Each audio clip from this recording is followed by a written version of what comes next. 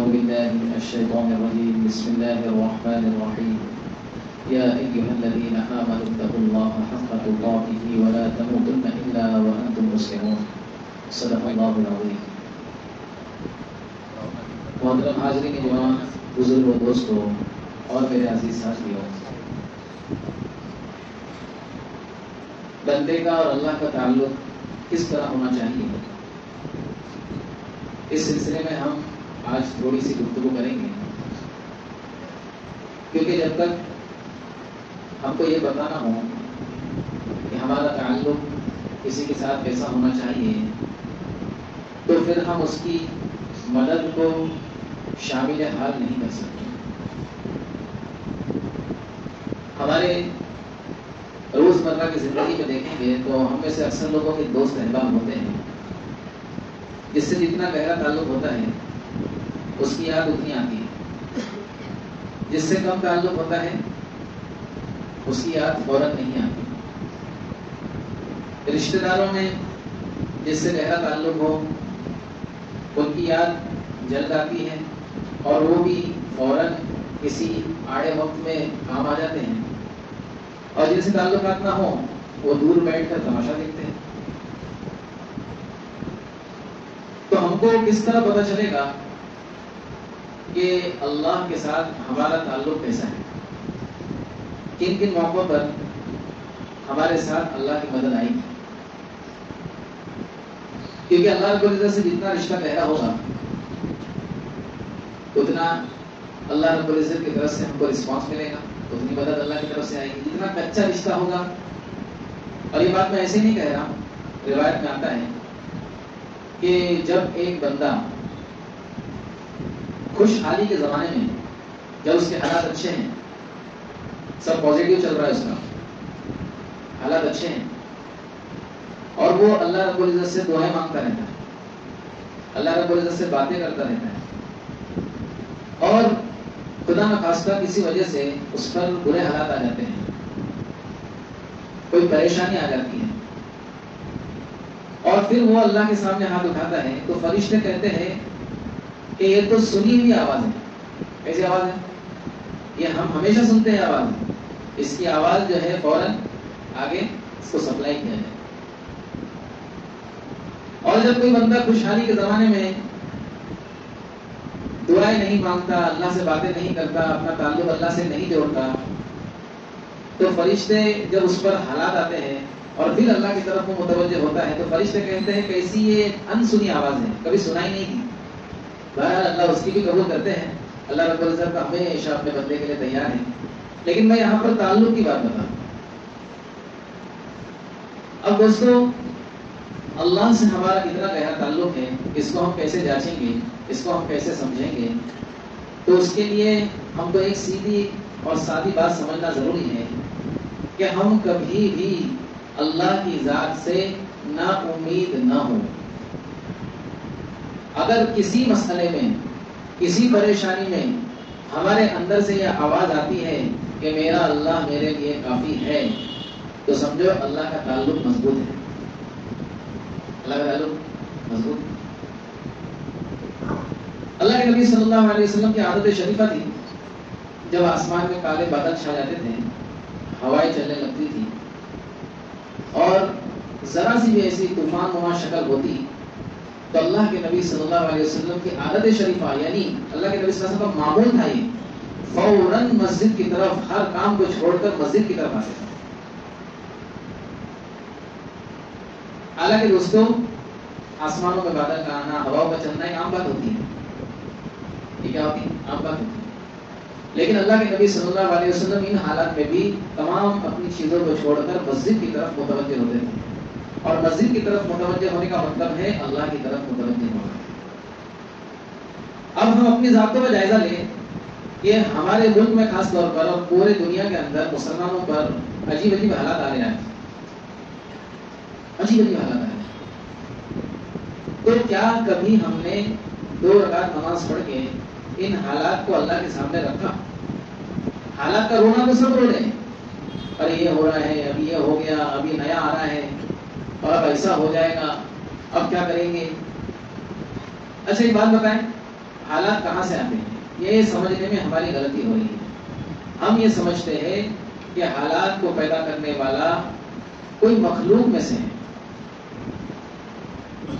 کہ فلاں عہدیدار، فلاں منصب والا، فلاں کرسی والا اس نے یہ حالات بنا دیے. ہم کو ایسا لگتا ہے. ارے دل سے بولو نا بھائی، لگتا ہے کہ نہیں لگتا کہ یہ جب سے آیا ہے تو بڑے حالات ناسازگار ہو گئے. حالانکہ اگر تھوڑی توجہ ہم دل پر دیں اور اپنے ایمان والے دل سے پوچھیں، دنیا والے دل سے نہیں، اپنے ایمان والے دل سے پوچھیں کہ اگر اللہ حالات نہ ڈالنا چاہے تو کوئی ڈال سکتا ہے کیا؟ تو ایمان والے دل سے آواز یہ آئے گی کہ کوئی حالات نہیں ڈال سکتا. کسی کی یہ بس کی بات بھی نہیں ہے کہ درخت کا جو پتا ہے وہ پتا گرا دے درخت سے. کوئی پتا درخت سے نہیں گرتا مگر اللہ کی مرضی سے اور اس کے علم میں ہوتا ہے. ریت کے ذرات، پوری دنیا میں کتنی ریت ہے، سمندروں کے کناروں میں، سمندر کی تہہ میں ایک ایک ذرے کی گنتی اللہ کو معلوم ہے. سمندر کا جتنا پانی ہے، ندیوں کا جتنا پانی ہے، پورے دنیا کے اندر جتنا پانی ہے، ایک ایک قطرے کا علم اللہ کو ہے. اور یہ تمام چیزیں اللہ کے حکم کے بغیر نہ کسی کا کچھ بگاڑ سکتی ہے نہ کسی کا کچھ بنا سکتی ہے.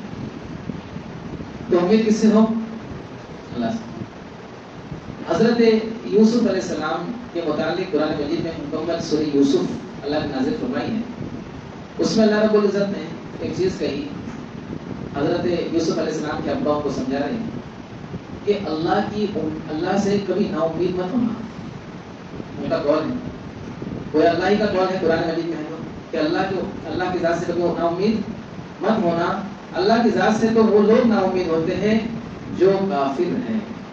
ایمان والے کی شان ہی نہیں. اس کے لیے ہم کہتے ہیں نا مایوسی کفر ہے. ہم اکثر کہتے ہیں اپنے عام بول چال میں کہ اللہ سے مایوس نہیں ہونا ہے. اللہ تبارک و تعالی ہر حال میں ہم کو دیکھ رہا ہے، اس سے کبھی مایوس نہیں ہونا ہے. بس دھیان اس کا رکھنا ہے دوستوں کہ ہمارے جسم سے نکلنے والے اعمال یہ اللہ کو راضی کرنے والے ہیں یا ناراض کرنے والے ہیں. کیونکہ آپ دیکھیں گے دوستوں، اللہ کے نبی صلی اللہ علیہ وسلم کی عادت شریفہ تھی. میں نیچے کی چیزیں بتا رہا ہوں تاکہ آپ کو اللہ رب العزت کی جو ہے ذات سمجھ میں آئے، اللہ کی صفات سمجھ میں آئے. اللہ کے نبی صلی اللہ علیہ وسلم کی عادت شریفہ تھی کہ کبھی مانگنے والے کو واپس نہیں کرتے. اور ایک بہت اہم صفت اللہ کے نبی کی یہ تھی کہ اللہ کے نبی صلی اللہ علیہ وسلم جو شروع زمانے میں تجارت وغیرہ کرتے تھے یہ اس نیت سے کرتے تھے تاکہ غریبوں اور یتیموں کو کھلاؤ. تجارت کا مقصد بھی کیا تھا؟ دوسروں کی امداد کرنا. پھر وہ رنگ اللہ کے نبی صلی اللہ علیہ وسلم کا صحابہ میں آیا. اس میں آیا صحابہ میں. امام خطیب بغدادی رحمۃ اللہ علیہ نے اپنی کتاب میں واقعہ لکھا ہے. حضرت حسن رضی اللہ عنہ بن علی رضی اللہ عنہ، حضرت علی کے بیٹے حضرت حسن حضرت حسین کے بڑے بھائی رضی اللہ عنہ ایک مرتبہ ایک باغ میں تشریف لے گئے. اس باغ میں ایک حبشی غلام بیٹھا ہوا تھا، کالا کلوٹا حبشی غلام بیٹھا ہوا. حضرت حسن اس کو غور سے دیکھنے لگے. اس کے سامنے ایک کتا بیٹھا ہوا اور وہ حبشی غلام کے کھانے کا وقت ہو گیا تھا، وہ سوکھی روٹی کھا رہا. اس نے دیکھا کہ کتا میرے سامنے بیٹھا ہے اور وہ کتا جو بیٹھا ہے بالکل للچائی ہوئی آنکھوں سے اس کو دیکھ رہا. تو اس غلام نے جتنی اس کی روٹی تھی، ایک یا دو روٹی جو بھی تھی، تو خود بھی کھا رہا تھا اور اس کو بھی ڈال رہا. کتا فوراً پاس پاس کھا رہا. تو غلام نے دیکھا کہ اگر دونوں مل کے کھاتے ہیں تو دونوں کا پیٹ نہیں بھرے گا، کم ہے. دونوں کا پیٹ نہیں بھرے گا، کم ہے روٹی. تو پوری اس نے روٹی اٹھا کر اس کتے کو دے دیا. جا تو بھائی کھا. اس نے فوراً کھا لیا. حضرت حسن رضی اللہ عنہ دیکھ رہے تھے اور جب وہ اس کی روٹی ختم ہو گئی، کتے نے کھا لیا، تو اس کے پاس گئے اور کہنے لگے کہ میں تجھے دیکھ رہا تھا کہ تیرے کھانے کا وقت ہو گیا، تو کھانا لے کر بیٹھا، تو نے اس کو پوری روٹی کیوں دے دی؟ تو اس نے کہا میں نے یہ سوچا کہ اس کا بھی پیٹ نہیں بھرے گا اور میرا بھی نہیں بھرے گا، دونوں کھائیں گے، تو اس کو ہی دے دیتا ہوں، میرا کیا ہے، کل کھا لوں گا. تو حضرت حسن کو بڑا تعجب ہوا. کہنے لگے ایسا کیوں؟ تو اس نے کہا کہ آپ کے نانا جناب رسول اللہ صلی اللہ علیہ وسلم نے ارشاد فرمایا ہے کہ اگر کوئی تمہارے پاس کوئی امید لے کر آئے اور تم اس کی امید پوری کر دیتے ہو تو کل قیامت کے دن اللہ تمہاری امیدوں کو پورا کرے گا, اللہ تمہاری حاجتوں کو پوری کرے گا. تو یہ حدیث اکثر میرے ذہن میں ہوتی ہے, اسی نیت سے میں نے اس کو کھلا دیا. حضرت حسن کو بڑا تعجب ہوا, کہنے لگے تیرا مالک کون ہے اور یہ باغ کس کا ہے؟ بلا بلا ہے. حضرت حسن گئے اور فوراً اس غلام کو بھی خرید لیا اور اس باغ کو بھی خریدا اور آ کر کہنے لگے کہ تیرے لیے خوشخبری ہے. اس نے کہا کیا حضرت؟ کہ میں نے تجھے بھی خرید لیا اور خرید کر تجھ کو میں آزاد کرتا ہوں, اور یہ باغ جس کا تو ابھی تک غلام تھا, یہ باغ میں تیری نظر کرتا ہوں. آج تک تو جو غلامی کی زندگی گزار رہا تھا, اب جو ہے تو نے میرے نانا کی حدیث کی اتنی قدر کی, یہ باغ تیرا ہے. تو وہ بھی عجیب تھا, اس پر اس نے بس نہیں کیا کہ ہاں میں غلامی سے آزاد ہو گیا اور یہ باغ ابھی میں استعمال کروں گا. کہنے لگا کہ اگر آپ کا جو ہدیہ ہے, آپ نے جو مجھے دیا ہے, یہ مجھے قبول ہے اور آپ نے مجھے آزاد کیا, اللہ اس کا آپ کو اجر دے, اور یقیناً اللہ آپ کو اس کا اجر دے گا. اب میری درخواست یہ ہے کہ آزادی تو میرے لیے کافی ہے, لیکن یہ باغ کا میں کیا کروں گا, لہذا یہ باغ میری طرف سے آپ غریب مسلمانوں میں تقسیم کر دیں. حضرت حسن نے کہا اللہ تجھ پر رحم کرے, تیرے سے آگے کوئی نہیں جا سکتا. تو دوستو یہ اللہ کے نبی صلی اللہ علیہ وسلم کے غلاموں کا میں واقعہ بیان کر رہا ہوں کہ کیسی عجیب جو ہے امیدوں کو وہ پورا کیا کرتے تھے لوگوں کی. تو اللہ نے ہماری امیدوں کو ضائع کر دے گا. حالانکہ روایت میں آتا ہے کہ جب کوئی بندہ اللہ کے سامنے ہاتھ اٹھاتا ہے تو اللہ رب العزت اس کے ہاتھوں کو خالی بھیجنے سے شرم محسوس کرتے ہیں کہ اس نے میرے سامنے ہاتھ اٹھایا اور میں اس کو ایسی روانہ کر دوں. یہ بات اور ہے کہ اللہ رب العزت کی دعائیں قبول کرنے کے کچھ اصول ہیں, کیونکہ دوستو کون سی چیز ہمارے لیے بہتر ہے اللہ جانتا ہے. کون سی چیز ہمارے لیے بہتر ہے یہ اللہ جانتا ہے, اور کون سی چیز ہمارے لیے نقصان دہ ہے یہ بھی اللہ جانتا ہے. حضرت سلیمان علیہ السلام کو اللہ رب العزت نے مال اور دولت اور حکومت دی, یہ ان کے لیے نفع کی چیز تھی, اور اللہ رب العزت نے فرعون کو مال و دولت اور حکومت دی, اس کے لیے نقصان دہ چیز بن گئی. تو اصلاً مال دولت حکومت کے اندر خرابی نہیں ہے, خرابی جو ہے کسی انسان کے اندر ہے جو اس کے ملنے کے بعد کیا اس کا یوز کرتا ہے, اس کو کیسے استعمال کرتا ہے, کن چیزوں میں لگاتا ہے. اس لیے دوستو آج چاروں طرف یہ ماحول بنایا جا رہا ہے کہ مسلمان نا امید ہو جائے, مسلمان ڈر جائے, مسلمان سہم جائے, تھوڑی سی شور و پکار ہو جائے تو مسلمان اپنے گھروں کے اندر چھوٹ جائے. سمجھ آ رہی بات؟ تو ہم کو نا امید نہیں ہونا ہے, لیکن ہم نا امید کب ہوتے وہ بھی میں آپ کو بتاتا ہوں.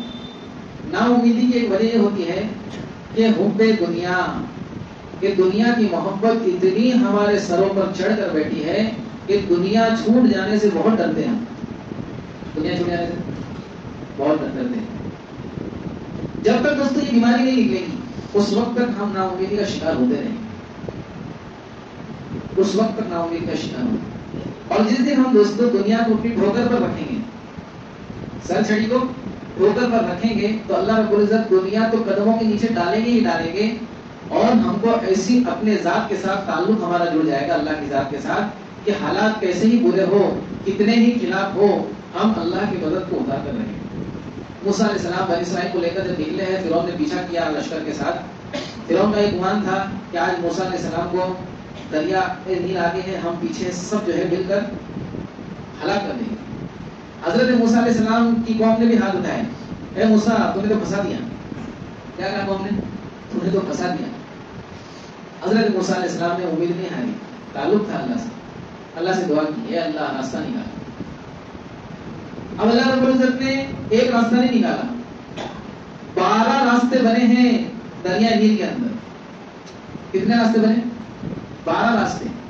12 قبیلے تھے بنی اسرائیل کے, سب بولے الگ الگ جاؤ آرام سے, وی آئی پی ٹریٹمنٹ, سب ایسے کنجسٹڈ ہو کے مت جاؤ, دوست کے آرام سے جاؤ شان کے ساتھ. اب 12 راستے نکلے ہیں اور وہاں سے بنی اسرائیل اور موسیٰ علیہ السلام گزرے ہیں. وہی بنی اسرائیل جنہوں نے کہا کہ اے موسیٰ تو نے تو اٹکا دیا, اللہ نے ان کے لیے راستے نکالا. اور پھر جب فرعون نے اپنے آپ کو اپنے لشکر کو انہی راستوں پر ڈالا تو اللہ رب العزت نے انہی راستوں کو حکم دیا کہ اب پھر سے دریا بن جاؤ, اور فرعون اور اس کا لشکر پورا غرق ہو گیا. تو دوستوں حالات کیسے ہی ہو، نا امید نہیں ہونا، راستے اللہ نکالیں گے، لیکن کس کے لیے نکالیں گے؟ جس کا تعلق اللہ سے جڑا ہوا ہوگا۔ تو اس زمانے کے اندر سب سے پہلا کرنے والا کام یہ ہے کہ ہم یہاں وہاں کی افواہوں کو، ڈر کے ماحول کو پیدا نہ کریں۔ دوستوں باطل تو یہ چاہتا ہے کہ تم آپس ہی میں اتنا ماحول بناؤ، واٹس ایپ کے ذریعے، فیس بک کے ذریعے، اس کے ذریعے، اس کے ذریعے، کہ خود ہی ڈر جاؤ ان کو سن کے۔ اس میں ہم بہت اچھا کام نبھاتے ہوں گے، تو ان کا کام ہم کرتے ہیں، جو آیا وہ شہر، جو آیا وہ شہر، جو آیا وہ شہر، ایسا ہو گیا ویسا ہو گیا۔ اب بیچارے بھولے بھالے لوگ اس میں کیا ہو جاتے ہیں، نا امید ہو جاتے ہیں۔ اس لیے سب سے پہلے تو یہ نہ کریں، دوسری بات یقین اللہ کی ذات پر ہو، اور تیسری بات ہم اللہ سے اپنا تعلق مضبوط کریں، انشاءاللہ کریں گے اس کی فکر۔ اللہ رب العزت ہم سب کو اہل سنت والعمل کی توفیق عطا